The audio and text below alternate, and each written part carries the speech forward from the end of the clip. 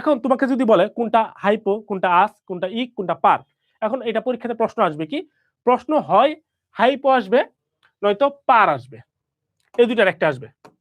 কারণ কি, কারণ হচ্ছে তোমাকে হাইপো মানে হচ্ছে তুমি মাথায় রাখবা কেন্দ্রীয় পরমাণুর জারণ সংখ্যা সবচেয়ে কম যেখানে সেটাকে বলি হচ্ছে আমরা হাইপো। কেন্দ্রীয় পরমাণুর জারণ সংখ্যা সবচেয়ে কম যেটা হবে সেটাকে বলবো হচ্ছে আমরা হাইপো। তাহলে আমরা যদি জারণ সংখ্যা চিন্তা করি, অক্সিজেনের কত আমরা জানি -2, হাইড্রোজেনের কত +1, তাহলে ক্লোরিনের কত এখানে +1, এখানে কত, এখানে অক্সিজেনের হচ্ছে -4, হাইড্রোজেনের হচ্ছে +1, তাহলে ক্লোরিনের আসতেছে +3, এখানে আসতেছে হচ্ছে 6 1, এখানে আসতেছে হচ্ছে +5, এখানে আসতেছে হচ্ছে 8 1, তাহলে মানে হচ্ছে এখানে হচ্ছে 7।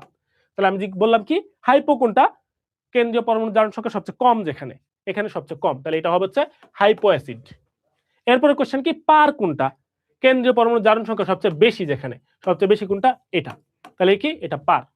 এখন বলতে পারো ভাই এই দুইটা কেন আসবে না, কারণ এই দুইটা সংজ্ঞা কি জানো, বইয়ের মধ্যে অ্যাসিডের সংজ্ঞা দেয়া কিরকম ভাবে বলছে, যেটার কেন্দ্রীয় পরমাণুর জারণ সংখ্যা হাইপোর চাইতে একটু বেশি কিন্তু ইকের চাইতে একটু কম, সেটাকে বলছে হাইপো, এই সরি আস। কারণ তাহলে তোমার আস বের করতে হলে কি বের করতে হবে, হাইপো বের করতে হবে, ইকো বের করতে হবে।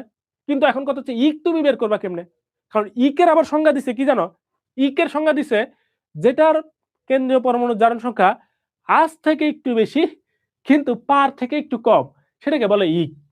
তাহলে তুমি চিন্তা করো এগুলো একটার সাথে আরেকটার যে সম্পর্ক, হ্যাঁ, ওই যে ছোটবেলায় এরকম ধাঁধা পড়ছো না, আমার দাদা তার যার দাদা যার বাপ যার মামা যার খালু যার শ্বশুর, এরকম যে একটা কম্বিনেশন দিয়ে তারপর জিজ্ঞেস করে তাহলে বলো তার সাথে আমার সম্পর্ক কি, তার সাথে আপনার সম্পর্ক কি, আমি জানি করবো নাকি আমি জায়গা বাড়ি, বুঝছো, এরকম একটা অবস্থা আর কি। তো এই দুইটা যদি এরকম হয় তাহলে এই দুইটা তোমার দেখার দরকারই নাই, তুমি দেখবে শুধু এটা হচ্ছে কি হাইপো মানে হচ্ছে জারণ সংখ্যা সবচেয়ে কম, পার মানে হচ্ছে জারণ সংখ্যা সবচেয়ে বেশি, শেষ, বুঝছো।